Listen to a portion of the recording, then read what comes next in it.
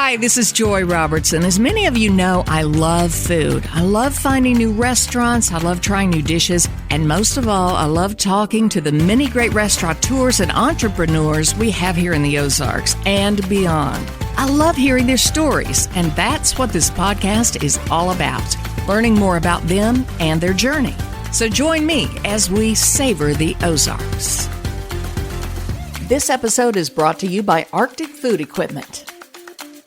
Welcome, everybody, to Savor the Ozarks. At the time of this recording, it is a Monday morning, and I can't think of anybody I'd rather kick off my Monday with than the woman I'm sitting next to, Katie Kring from Pickwick and Cherry. If you need somebody to wake you up, come spend a little time with Katie Kring. This woman is an experience. Katie, how are you? I am here. No, I'm doing good. It's Monday, and I'm happy to see you too. Oh, it's great to be here. I've been in here several times. By the way, Pickwick and Cherry is located at, take a guess, Pickwick and Cherry, and it sort of sits behind, let's see, Cherry Pickers on the corner. You kind of go back where the steps are. We're at the backside of Culture Flock. We like to think of ourselves as being in an aggressively well-hidden location, but if you find us, congratulations, you did it. Now, you started, and this is just my recollection, a few years ago, up front. No, sort of. Started further back than that. You started, okay, well, I'm thinking of Katie Made. Yes, so I've been in this room for 11 years as of St. Patrick's Day this year, but before that, I was baking out of the back room out of the bakery at Bambino's in the middle of the night, and I was making their bread, and I was selling at the farmer's market my own stuff, and we had a wonderful relationship for years, and then I outgrew that, and then I moved over here in 2014. So I don't think I knew you then, though. I don't remember the Bambino's part of the equation. Well, I mean, I was usually there at 3 a.m, so how would you have ever found me, you know? Who did you bake for at that time? So for the restaurant or for just for customers? Yeah, so Bambino's, they do all of their own baked goods in-house. They make their own bread every day.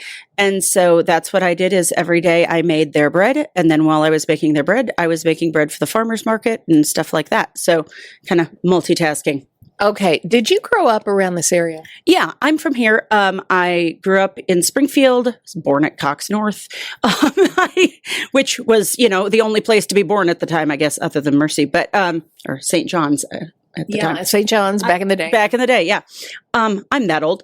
And I went to school in Springfield, graduated from Central. Then I moved away for about 10 years, and I got my undergrad degree from University of Michigan, got a master's degree from NYU in something that is completely unrelated to this that I'm sure we will get back to in a minute. And then I worked on the East Coast for several years, and then I moved back here at the end of 2009 to start a business doing something completely unrelated to this, which failed very quickly, which is the right way to fail in business if you're going to do it.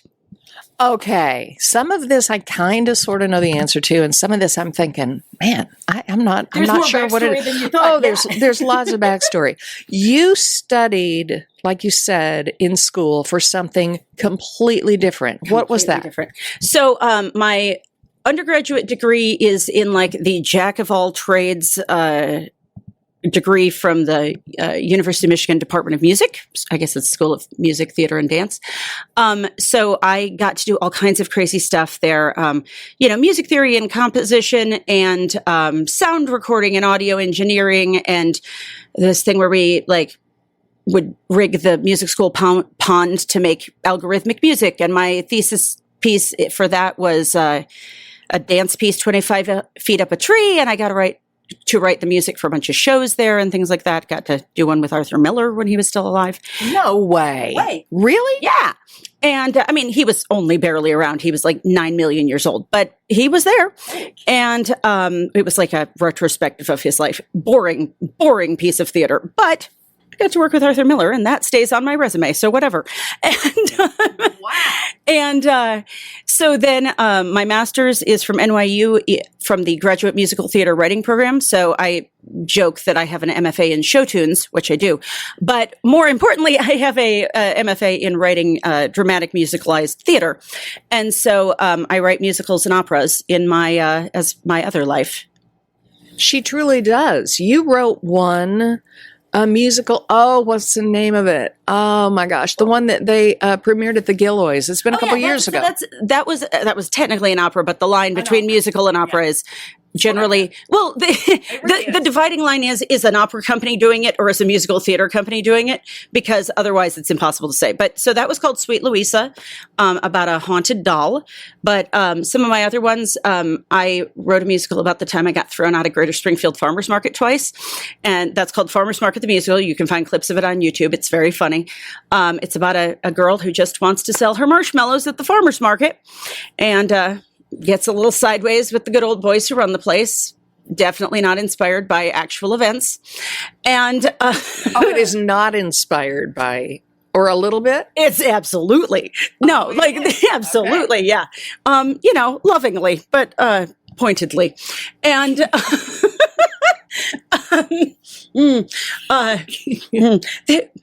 I don't like to generalize about groups of people, but I'm gonna. There is one kind of dude in this world who ranches buffalo for a living, and none of them like me. Okay. Words I'll never say. Yeah, no, just the number of buffalo sellers I have gotten sideways in my life is not 0, and it is also not 1. So the buffalo bison people don't get along necessarily with the marshmallow people?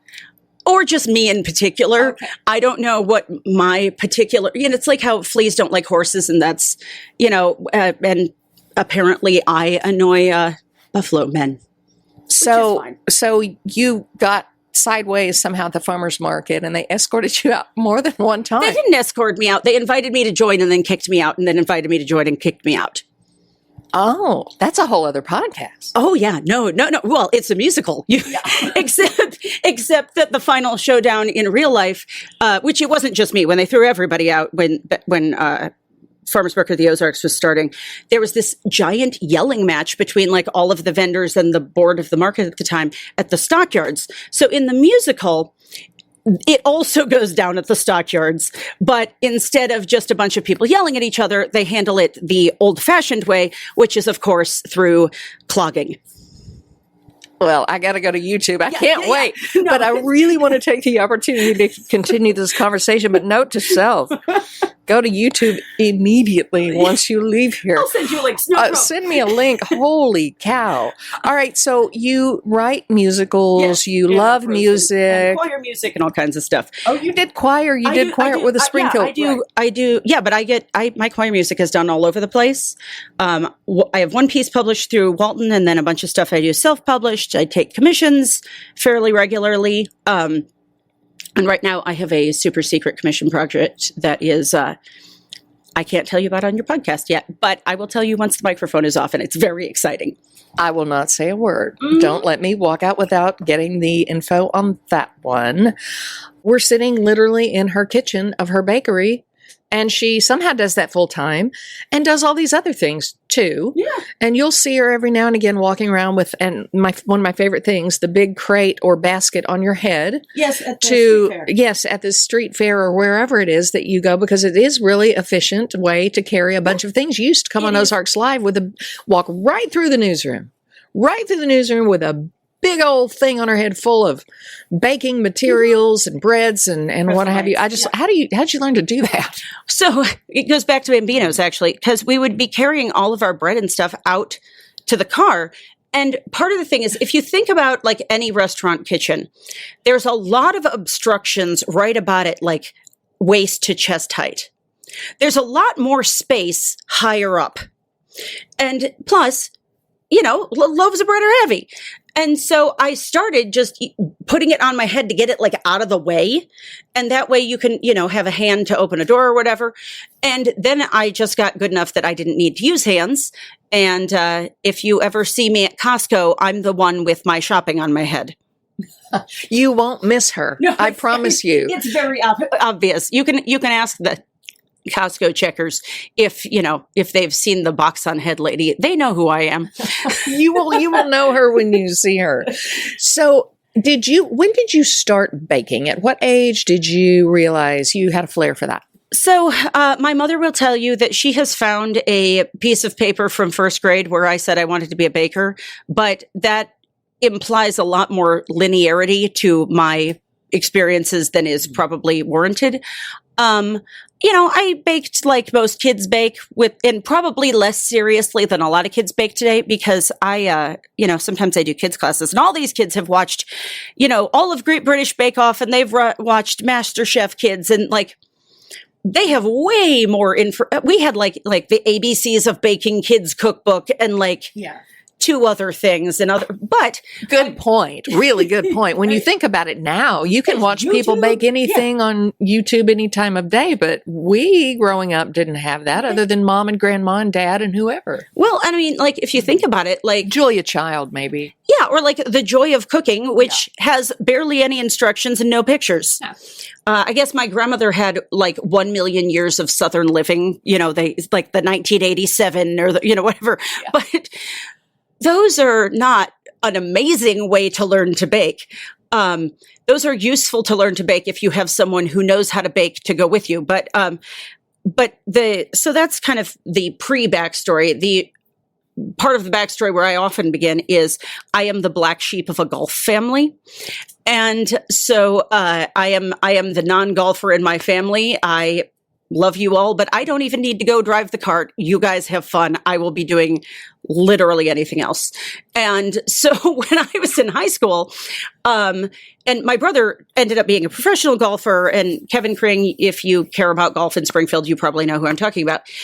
If you don't, welcome to the Not Caring About Golf Club. Line forms to the left. Anyway, he's my brother. He's great. I love him. Anyway, so he's a lot younger than me, but he was a very good golfer from a very first age. So he and my parents would go out golfing on like Sunday afternoons, and I needed to go somewhere. And so I started volunteering at the Ronald McDonald House. And a lot of the times the two options for what to go do available to me were like either go do the laundry or go bake something. And that is why I have a bakery and no clean socks. The next stopping point on that particular journey is after grad school, I was kicking around in New York City. I was living in Astoria at the time, and I needed a job doing literally anything.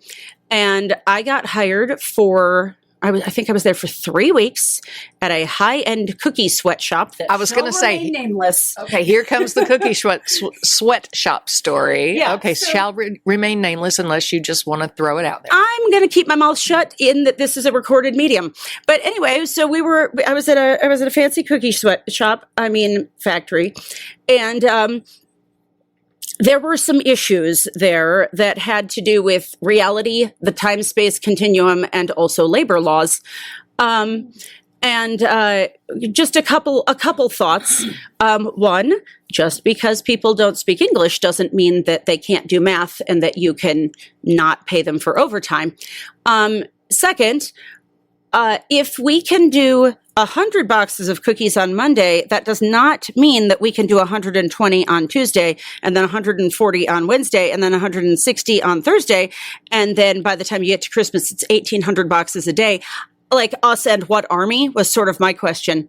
But really, the thing that has followed me into my life as the metaphor from that whole experience was these cookies, they're like the decorated royal icing sugar cookies with images on them. And the way that they sold them was flat packed in a square, rigid sided box, okay, with some padding because they were shipping them all over. And the thing you need to know about rollout sugar cookies from a physics standpoint is that if you punch them out and then you freeze the cookies and you bake them from stone cold frozen, they will expand almost not at all. If you bake them from room temperature, they will expand a little bit. And the difference here I'm talking is like millimeters. It's not large amounts, but it is minutely different. And so what would happen is that the woman who owned the place would go to make a set for the catalog or whatever. And so she would punch out a bunch of cookies, freeze them, and then shoehorn as many of them as she could possibly fit, as tightly as she could fit them, in the box. Well, that's fine, except that when you're trying to do 1,000 boxes, you cannot get 2,100 cookies from the freezer to the giant roll-in oven across the bumpy floor while they are all still frozen. And so what would happen is that we would make, 200 sets of the around the world cookie set, and then we'd get them all decorated, and then the poor packing people would go to try and put them in the boxes, and they wouldn't fit in the boxes, and then we'd have to go rebake 200 Sydney opera houses, but cut one of the sails off. Oh my. So I like solving problems. And I was like, okay, well, this one is fairly obvious to me. So what I did is, it was like September, and I went and they were finalizing the Christmas catalog. So I went and I baked off every set of cookies in the Christmas catalog at room temperature under real world conditions. And then I sat down and I rearranged the sets in the boxes so that they actually fit, and wrote down like, okay, this set, we need to have 3 medium snowflakes and 2 small snowflakes, and like, this is what fits. And I had them all on a cart, took pictures, whatever. Gave it to my boss. I was like, I have solved all of the problems. And she said, Rome wasn't built in a day, rolled it into a closet, and never dealt with it again. Cool. Like, okay, well, so my writing partner, Rob, and I, the metaphor we have used for ever since that experience is the cookies don't fit in the box, for just situations where you're put in a situation where you cannot win. This is, we've tried nothing and we're all out of ideas, kind of situations. Like, yep, the cookies don't fit in the box. And like, what can you do at that point? Like, quit, eat some cookies. I don't know. You know what our saying was in television news? A really good friend of mine named Ebony, she would run a camera by herself. And at the time we had 3 cameras on the news, and we would be down to, okay, we're back in 10 seconds. And I'd say, okay, are we going with this story, or are we going to pitch it to Ted for weather? And she would say, I just work here. 3, 2. So I just work here. Yeah. That's the cookies don't fit in the box. Yeah. I just work here. Yeah. And even if I don't work there, I just say I just work here. And people look at me like I've lost my mind. Do you? Like, yeah, no. But yeah, I'm just here. I'm like, yes, I also just work here. That's why I'm asking. Like, if like when I go on your show, I don't have to know things because I don't work here. I just work here. I just do what they're telling me to do, and here we go. So was that the moment that you decided to come back to the Ozarks? Did you just decide that New York City or the Astoria people were a little cray-cray, or was it the sweatshop thing, or what?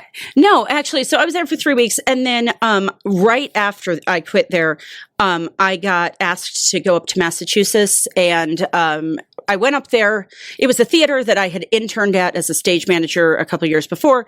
And then I got invited to go up for 2 weeks to stage manage this, or for just a couple of weeks to stage manage this show. And then I ended up staying for the rest of the spring, because after I was done stage managing, they were like, hey, you want to stay on and do all of our hiring for the season? And then I was hiring for everything, and we couldn't find a box office manager. And they were like, you want to go be the box office manager? It's like, never done that before. Sure, why not? Yeah. And so I did that for that summer. And then, but that theater runs on chaos mostly. And so I decided that I didn't mind running box offices, but I needed to get the heck out of there.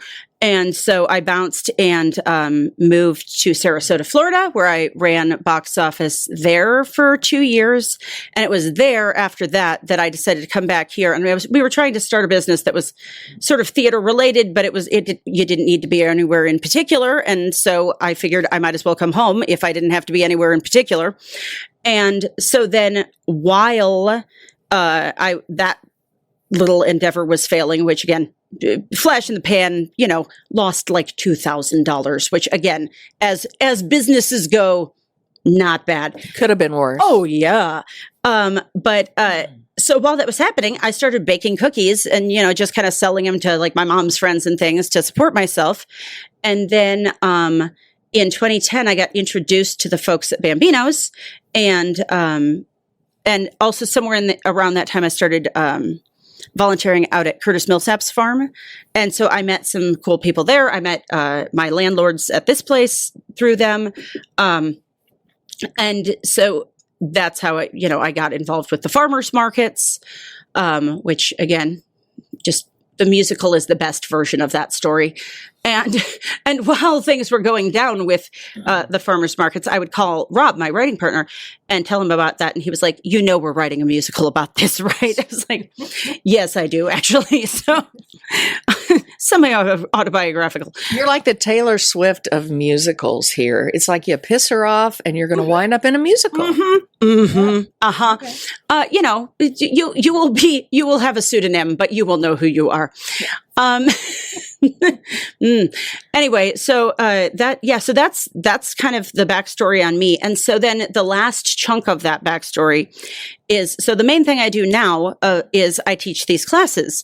And in about 2014, because they knew me from the farmers market, 417 Magazine called me and they said, hey, we know you bake bread. Do you ever do bread baking classes? Because if you do, we'd like to take one and write a story about it. And I said, yes, of course I do. When do you want to come? And they were like, well, it'd be perfect for our, schedule if we could come take one in about 2 weeks. And I was like, well, that's amazing. We have one in about 2 weeks. You should totally come. So I, stacked it with a bunch of friends and, like, see, and as it turned out, it was pretty good. I had never taught or taken a bread class before in my life, but as it turns out, having a reasonable amount of cooking experience and theater kid energy can take you reasonably far in life. Which the thing they tell actors is, which I am not an actor. Just let's put that on the record. I am. You don't want to see me act. It's terrible, but I don't believe a word of that, but trust me. But anyway, so they tell actors, like, an actor always says yes, right? Just say that you can ride a horse and you'll figure it out if you get the job. So that was kind of the ethos there.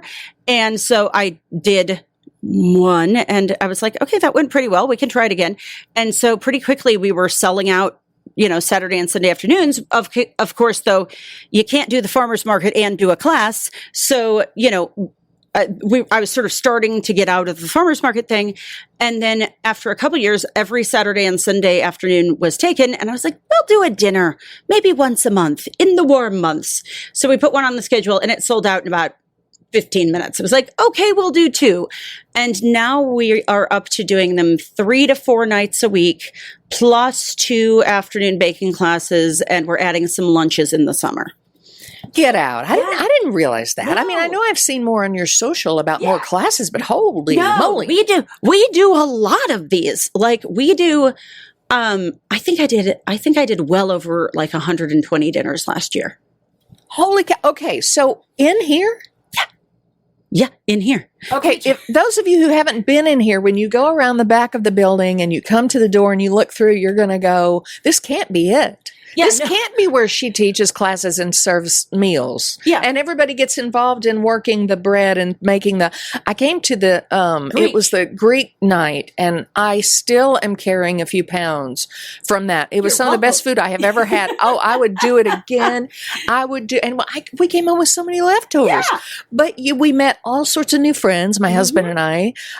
We brought our own bottle of wine, and we ate like cray-cray. Yeah. So these are even more. Yeah, and it's improved since you guys were here because, as you saw on your way in, we have the nice gazebo outside now. Yeah. So, like, this week we're eating inside, and we do have a way of doing it where we have 3 very luxurious pieces of plywood that go over our central work tables. So once we get done with cooking, we put the plywood over, we throw a gigantic tablecloth over it, elementary school parachute style. We hand out the stools, and then we turn off the fluorescent lights and just go with our cute little bistro lights.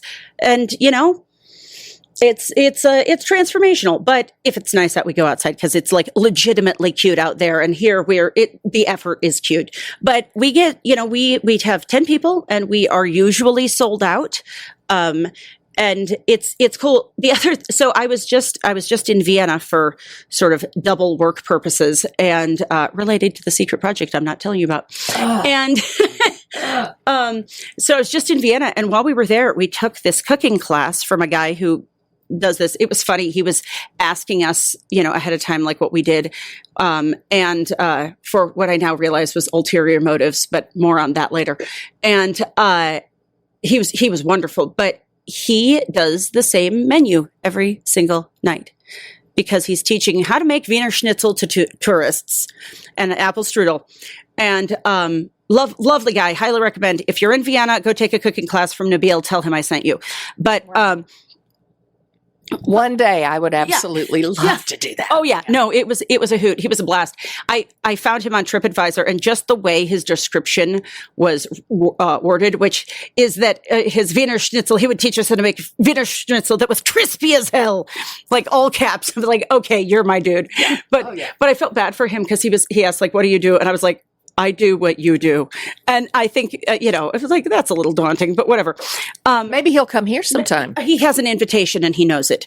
Call me when he's coming. I want to be, I want to be there. It'll be a hoot.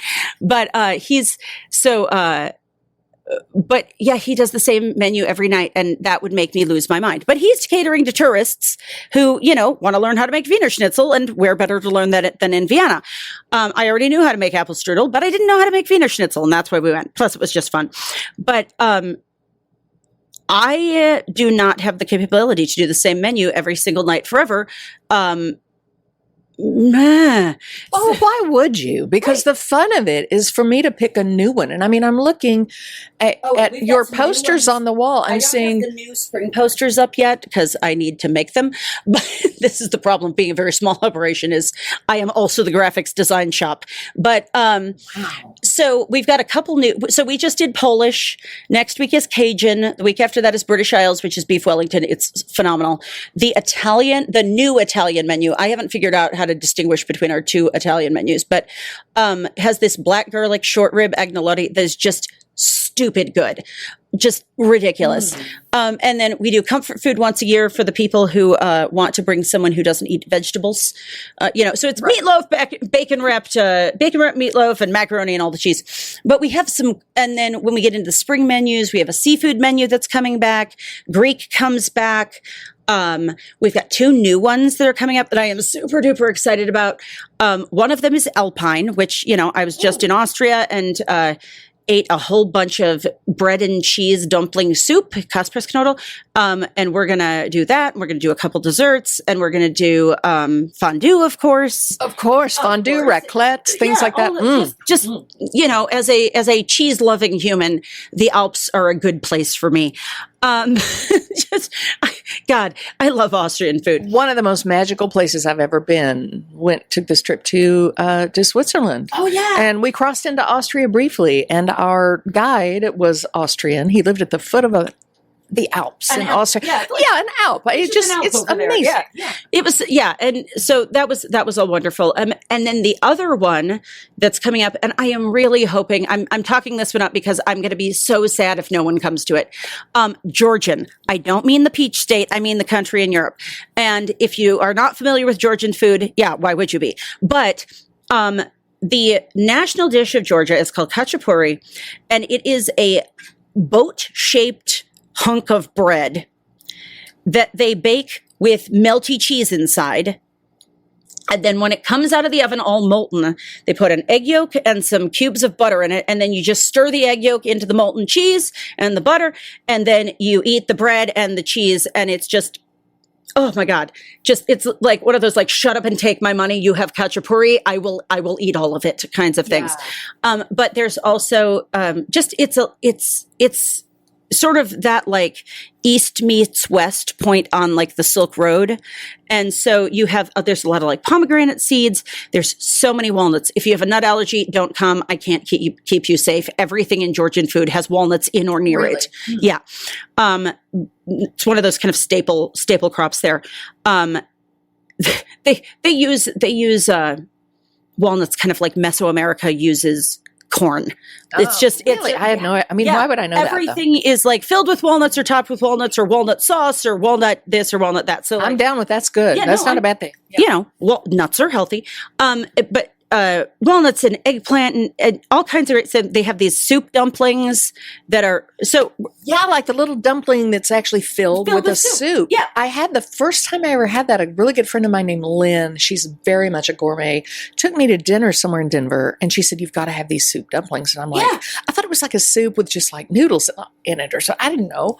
And she wasn't kidding. And of all places in Denver, I had that. It's fabulous. So you do those too? So yeah, that's one of the things we're going to do in the Georgian meal, because the ones they make are a little bit larger than the ones, and you don't even eat like the whole dumpling because it has like a stem. It's like, it looks kind of like a tulip. So you like pick it up by the stem, you bite it, you drink the soup, you eat the meat, and then whether or not you eat the rest of the dumpling pastry is kind of, depends on how hungry you are.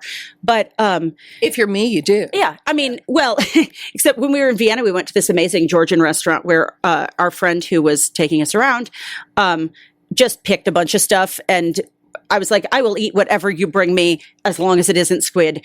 And you have to have a line somewhere, and mine is squid. But it was phenomenal. I was like, okay, we are doing this, and I'm just hoping the people of the Ozarks go with me. But the good thing is I've had enough people come through my classes who I think trust me that we can pull some things off. I have another one that's also in the food you don't know about, but I just need you to trust me bucket, but that one's coming in the fall. For over 30 years, Arctic Food Equipment has proudly served the backbone of America's restaurant industry, right here in the heart of Springfield, Missouri.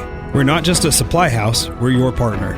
From kitchens large to small, we build value-based relationships, always exceeding expectations with quality products and expert support. Trusted, reliable, American-made values. That's Arctic Food Equipment. Together, we help build the taste of our nation. Stop by or call today. Arctic Food Equipment. We're working hard so your kitchen can too. The tools you trust, the partner you deserve. Well, I look forward to hearing what it is. But if there's one thing about Ozarks foodies, we love something new. Oh, yeah. And if you're I can watch you do craft this amazing food, but I can do it along with you. Yeah. I mean, that's like the trifecta of cooking classes. It's just killer. Well, and people always ask me that, they're like, is it hands-on? I'm like, oh, yes. Like, yeah, it's going to be hands-on. You're going to get a little goopy sometimes, but and just if you're wondering what our format is, if you've seen like cooking classes in movies, I'm thinking of Hitch here, unfortunately. But if you're imagining that like there's two of you and you're at your own little kitchen setup and you are making your little pot of things, no, that's not how we do this. We do this family style. And so, one person might be whisking and everyone else might be encouraging, heckling, cheering, commentating, or like, we all are hands-on with everything, but we don't really need to stir 6 pots of soup. One is plenty. But yeah, it's a lot of fun. And we always pick things based on, are they good to eat, but also like, are they kind of fun to work on? Yeah. So I love things that have some hands-on steps. Anytime we're going to make like a mayonnaise-based sauce, I am going to make somebody whisk it because I know we can do it in the food processor, but like, this is way more fun. Yeah. It is. And I remember, I think that's really kind of the first time I'd ever worked with phyllo. Oh, yeah. And so you have the brushing of the butter and the stacking of the phyllo. And I forget what that dish was, but it was real creamy. Oh. No, it was a lemon. Yours was galato burrico, which is we don't do that one on our current Greek menu, but it's like baklava filled with semolina milk custard. And then you pour syrup over it. But that's what it was. Okay, maybe it was the lamb or something that had the lemon. Yes, the lamb. It's arnima ayinaris, which is lamb and artichokes in avgo limino, which means egg lemon sauce. That's so good, and that is still on the menu. But since we were doing the phyllo with spanakopita, or the spanakopitakia, we decided to do lukmades for dessert, which are like Greek honey walnut donut holes. Mm-hmm. Yum. But I told you we're adding some lunches. So we're adding them on Mondays, like sort of like twice a month right now. And the idea is it's going to be a lower price point. You don't have to come with a date. I mean, you never have to come with a date. You do have to the date nights. You have to come with another human, but like, I don't care what your relationship. Do you ever keep a list of like a single, and if someone else calls, Sometimes I and do. you just say, Just now be I've like- got two? Yeah, no. If you ever need matchmaking services, at least in terms of somebody to spend dinner with, no promises otherwise. I'm always happy to see what I can do. But for the lunches, the goal is for the price point to be, somewhere in the like $45 a head person, whereas dinners tend to be somewhere in the $75 a head range.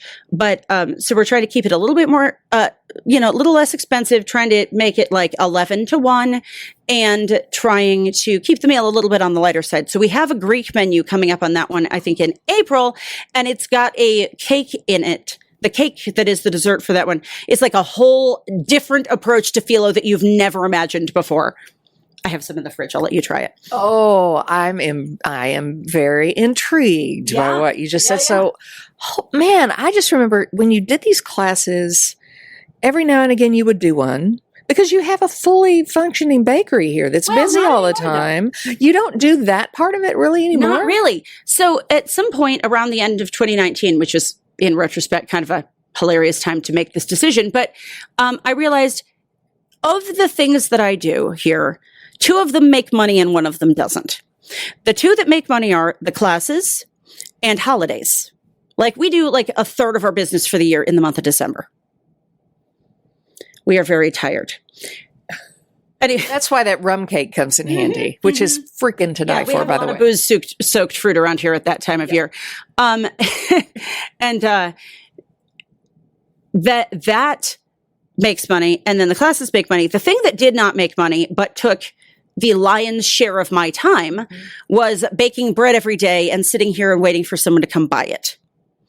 And so we figured out, okay, what if we just did our classes and then popped into existence sort of before major holidays. So like we were open a couple days last week or week before for Valentine's Day.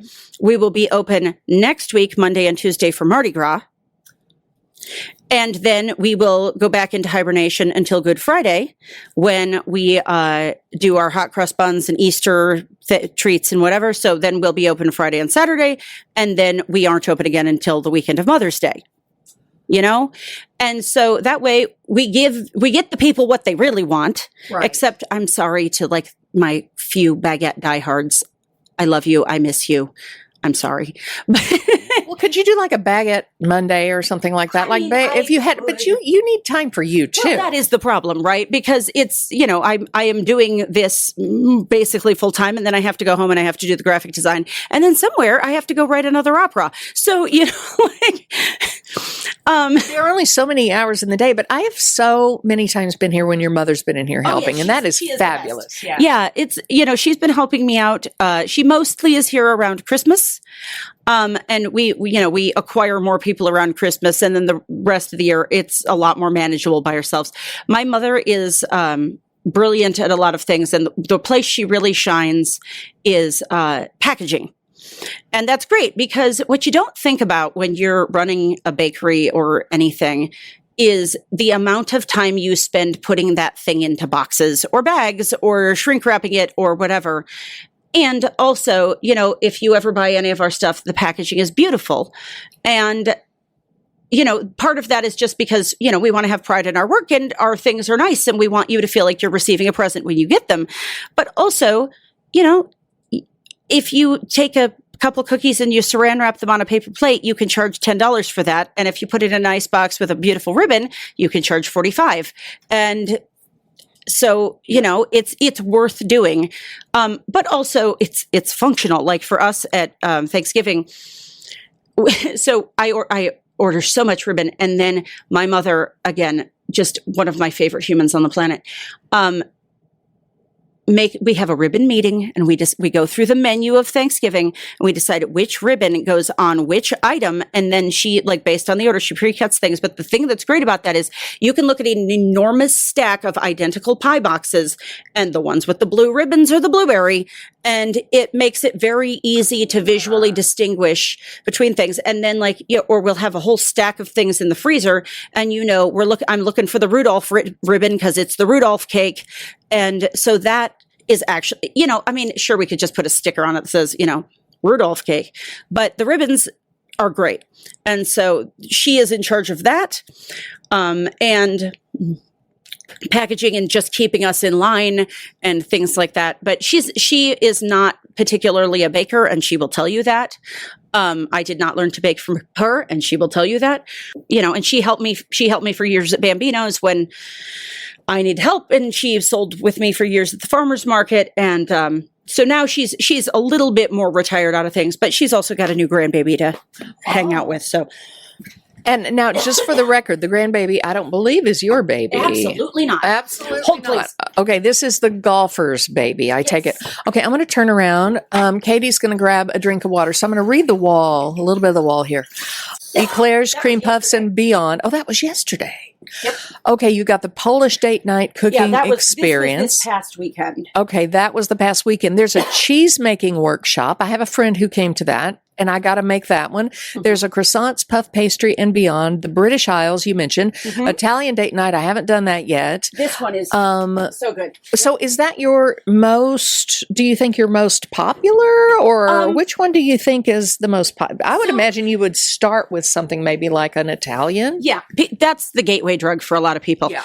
I will say that, it's sort of one of those things that's self-reinforcing, because I know that I can sell out Italian anytime I put it on the menu or on the schedule. And so anytime that I'm like, this is kind of an iffy weekend because it's near a holiday or the end of school or things where there are certain times of year where it's harder to sell things, I will put Italian there, because that one, if you put Georgian on a weird week, you're not going to get anything. But trust me, if you, I always say, like, the summer is always the time, because I am less busy during the summer, that I want to like experiment and do new classes. But what I have learned is there are classes that actually do very well, but not in July, because people are at the lake, or they're out of town, or they're around, or it's just weird. And so I don't declare a class dead, and in the sense of like, yeah, I can't sell that until we've tried it in either like March or September. Oh, because pretty much when school is out, things get iffy for us. I mean, we're still doing 4 classes a week instead of 6, but like, the demand is just a little different. But Italian is one that is just like, take it to the bank. What's on the menu for the Italian? You said you just love that one. There's two Italian. So the one that I figured out I have done over 100 times is our classic Italian one. So that one we do garlic shrimp scampi, mushroom ravioli and marsala cream sauce, Caesar salad with homemade dressing and croutons that will change your life, and Nutella torch. So that is the one. I'm mostly not teaching that one nowadays. Ryan, who's one of our other instructors, he started out with the cheese making, and now he does some of the dinners because he's wonderful too, and he's just as fun as I am. I mean, that sounds cocky to say. Is that like, possible, though? I don't know him, but no, wow. He's people. You set a high bar, Katie. I know. No, people are like, "You're funny. Did you know that?" I'm like, yes, I did know that. I know what my job is. Like, I am aware that I am cooking, but I am also aware that what I am doing is entertaining, and very entertaining. And I have my material just like anybody who does stand up would. It's just that the people who do stand up have to deal with drunks who don't have knives, and I have to deal with people who do. So,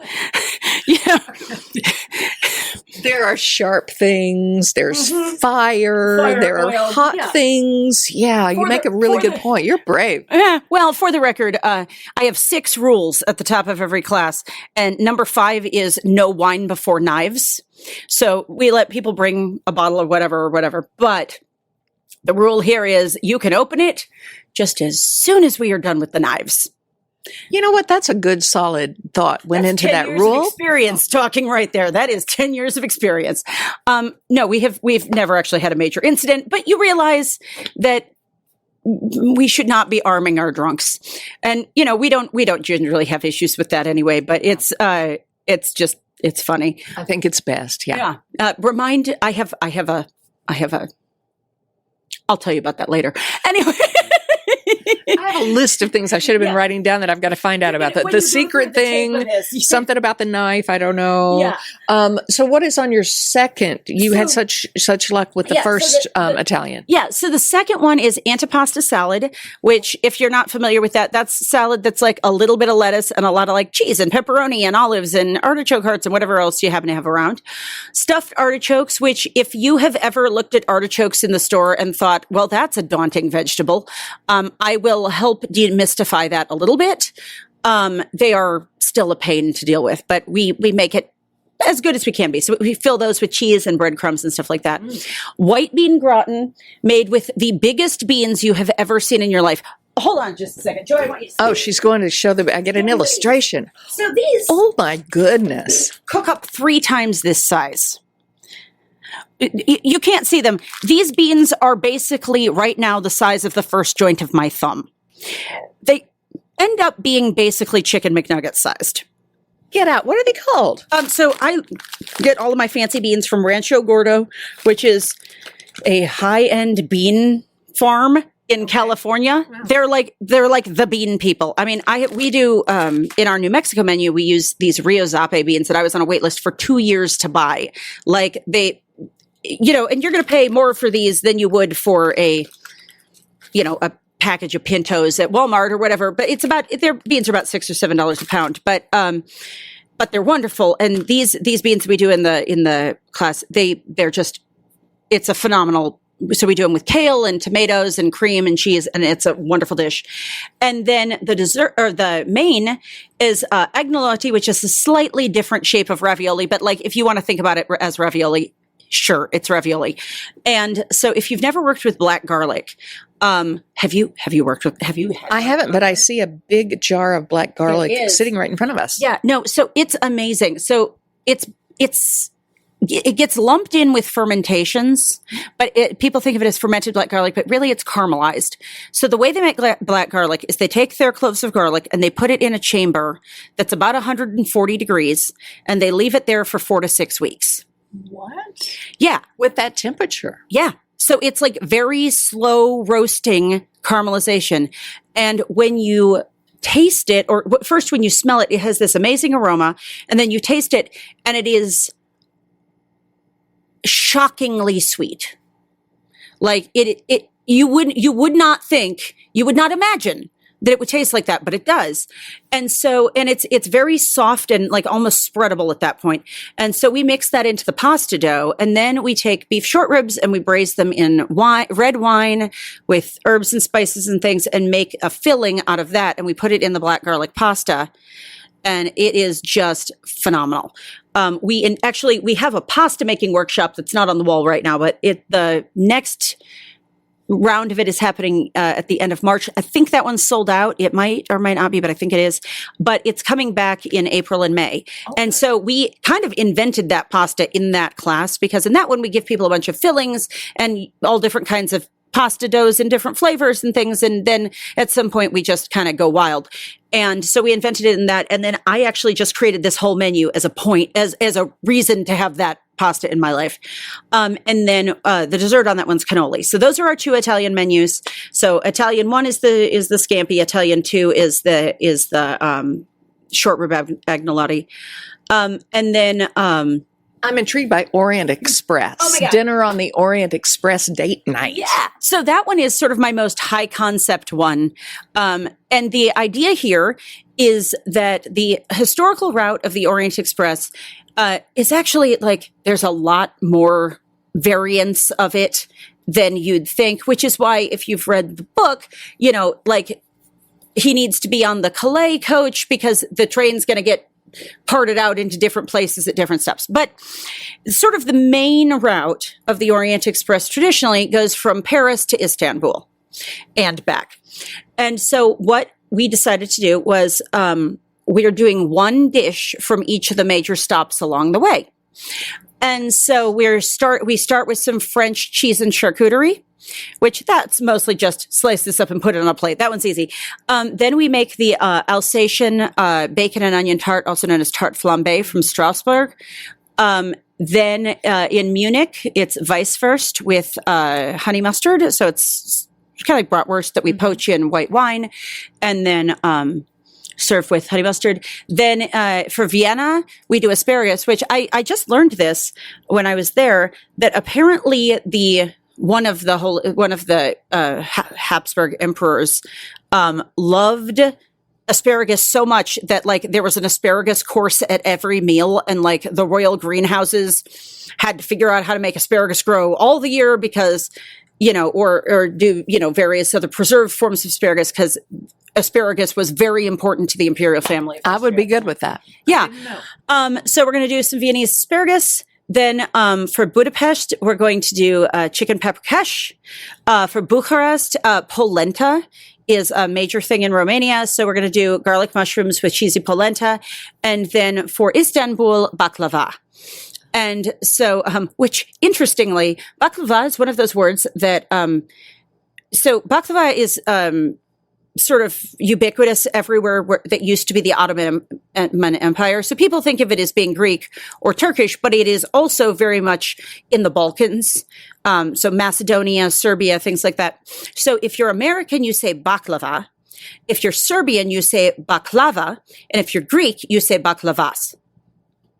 The accent. I had no idea. I'll take it any way you want to say it, any way you want to make it. It's good with me. Wow. This is awesome. So we've got that one coming up. And the other thing that we do that is not the dinners, and is, two other things. God, we do so many things, Joy. I'm amazed you had time to talk to me for this podcast, but I'm so grateful. Oh, listen, I have friends right now listening to this. I know my friend Robert down in Arkansas is like, sign me up for every one of them. And he will come up here. You better come up here. There is a lovely Airbnb upstairs. I'm just saying. No way. Yeah, it's gorgeous. It used to be super scary up there. I have a story about that, but, it's funny. At the end of this thing, bring me back to that. I will talk about that in the podcast. But no, there's beautiful Airbnbs upstairs. It's Pickwick places, and if you want to come stay in one of them, then you can just wander down and do, make a weekend of classes or something. So two other things that we do. We do kids camps. So we do them on days that school is out. So we just did this one because school was out for President's Day this past week before it was out for snow for the rest of the week. So we did like a G-rated kids Mardi Gras thing. So we made king cake, and we made French galette d'oie, and we made all kinds of chocolate truffles and chocolate covered strawberries, and they went home with like a giant bag of things, and they had a blast. And we also do week-long versions of that during the summer. So I will say that we did our first one this year, and the age range we say is like 10 to 16, but they all tended to be about 12. And the first day we're like, we have the best group of kids. This is easy, And then the second day they came back and they were no longer afraid. They were comfortable. And at some point that day, we had to send them outside to go chuck pretzels at things.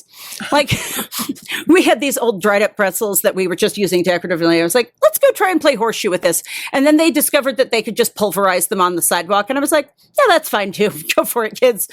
Just do a little bit of shrieking outside, and then we'll come back and bake some more. How fun for those kids. Yeah. No, it was a blast. And again, those families, went home with on bread day, they went home with like 5 loaves of bread. I mean, like if you were just buying the stuff they went home with, I don't think you would have paid for the camp, but I love that idea for kids. Yeah. It's so fun.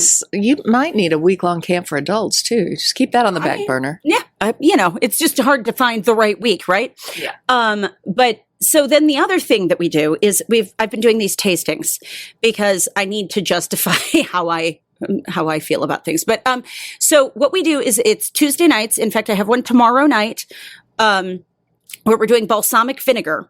And I have been collecting balsamic vinegars in my international travels.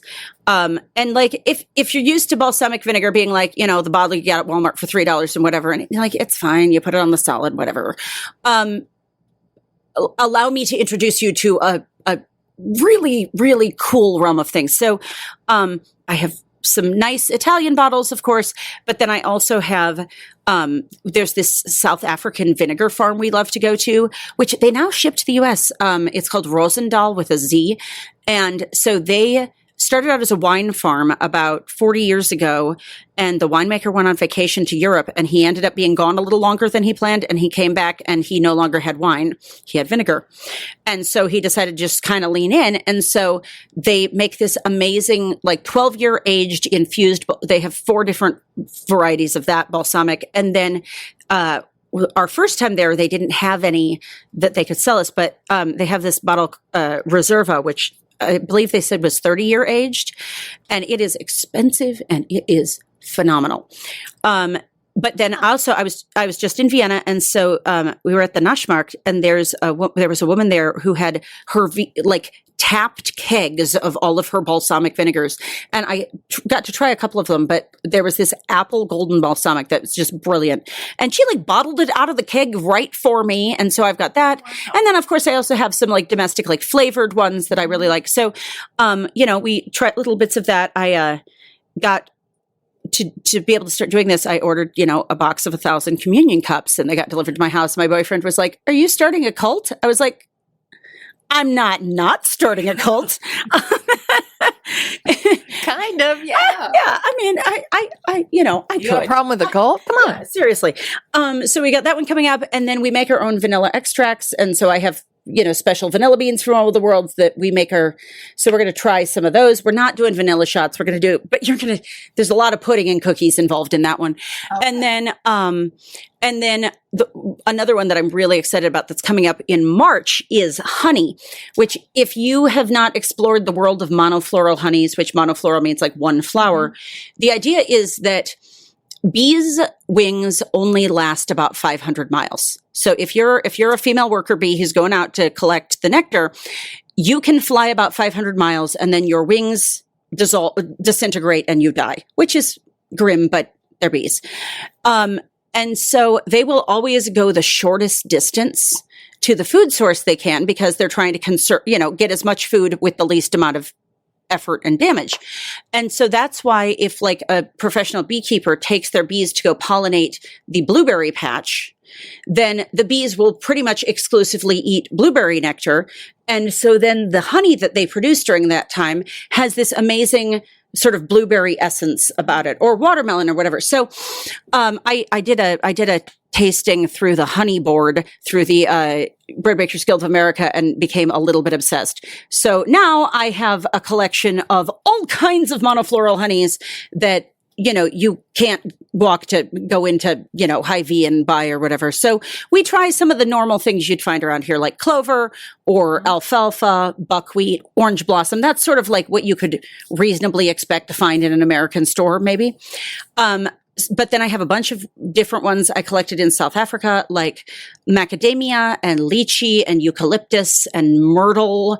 And I got the last jar at the Cape Town Farmers Market that day of African beechwood, which is my personal favorite. That's a honeydew honey where the aphids suck the sap out of the tree, but they don't really need a lot of sugar from it. They are trying to get protein.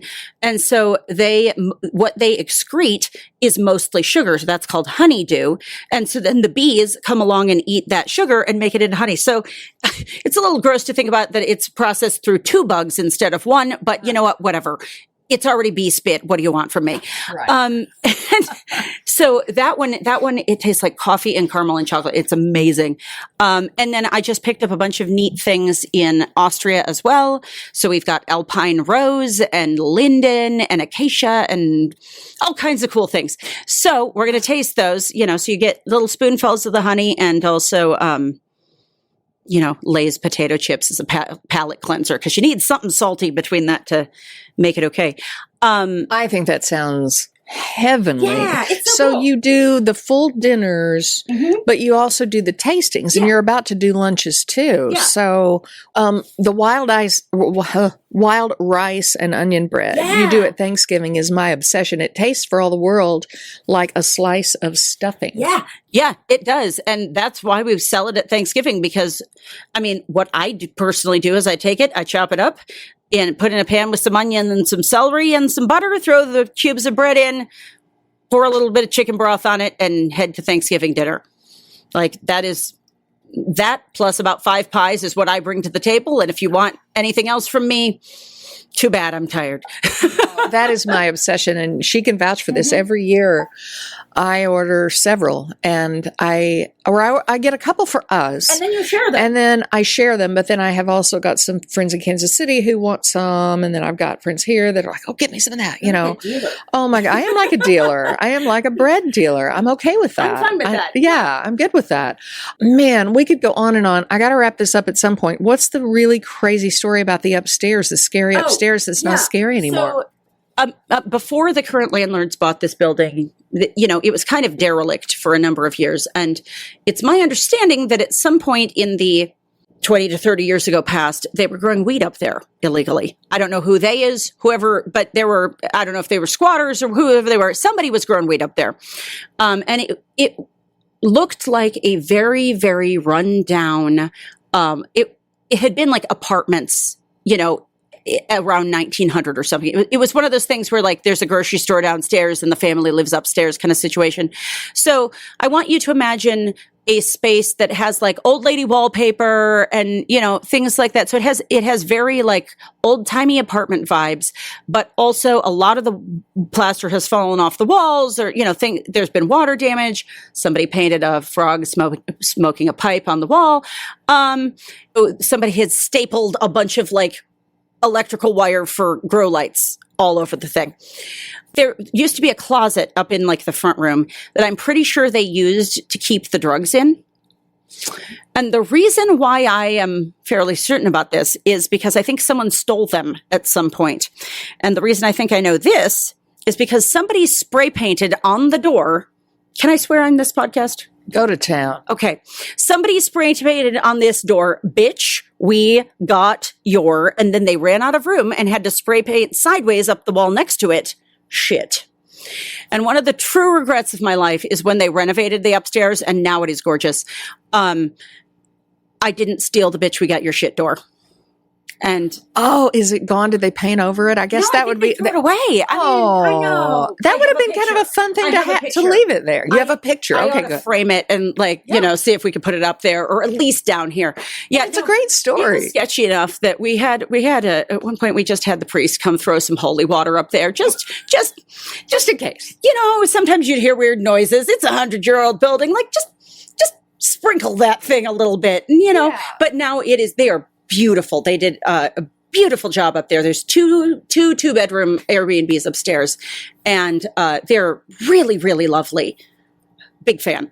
I had no idea because you sit here and you've got, like you said, Culture Flock, which I love. I love them. And then T-Bar down the way. I had them on the podcast not long ago, and I need to have the folks from Cherry Picker because I am obsessed with their soup, that tomato soup with the little orange drizzle. Oh really my God, it's really good.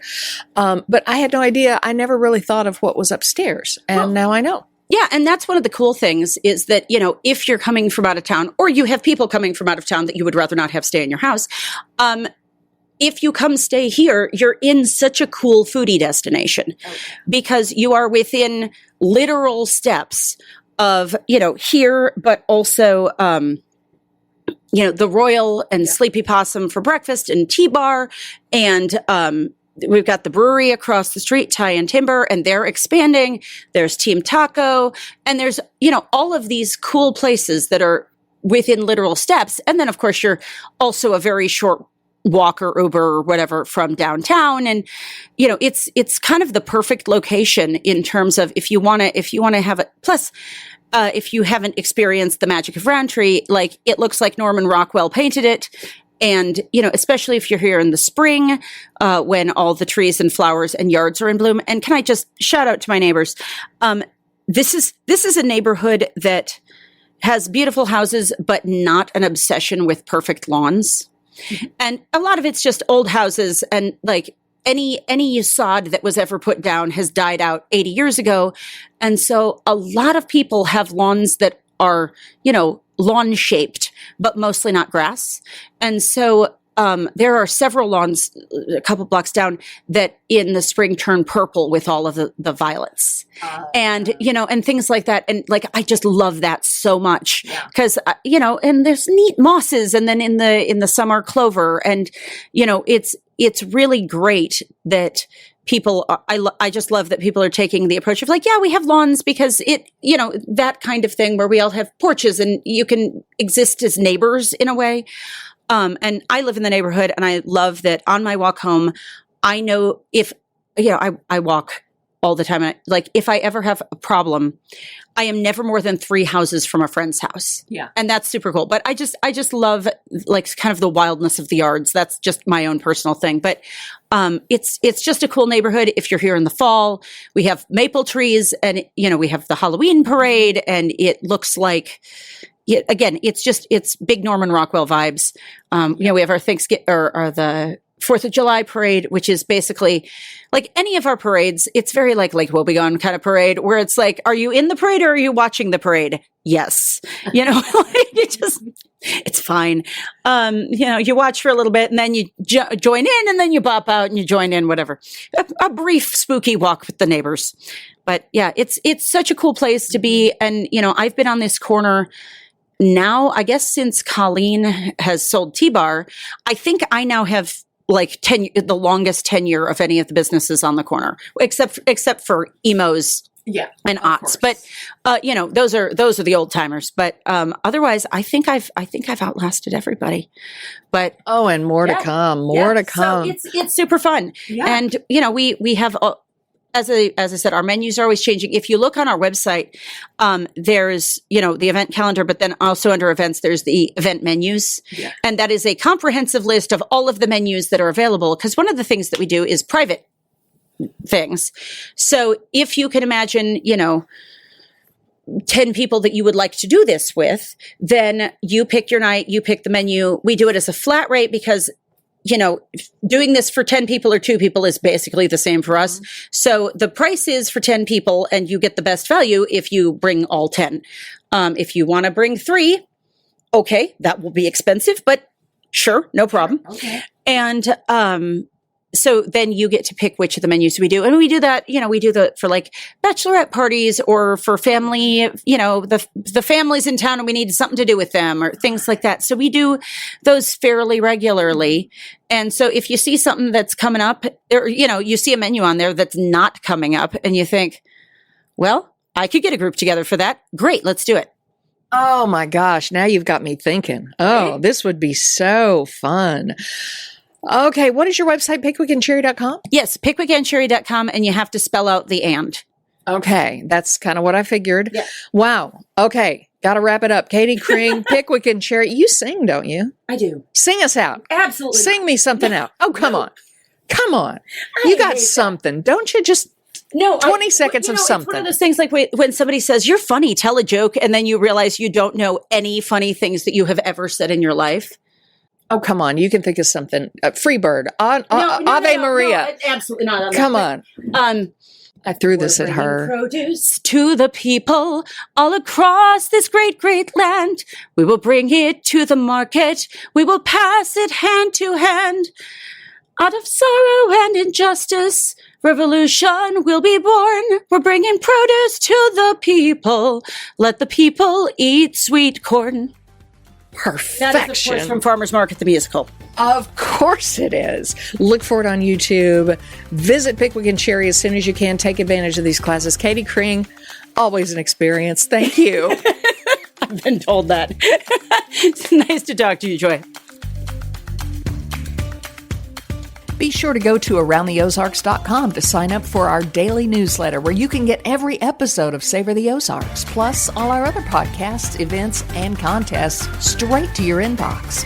And what are your favorite dishes in the 417? You have any restaurants you'd like me to visit? Email me at joy@AroundTheOzarks.com.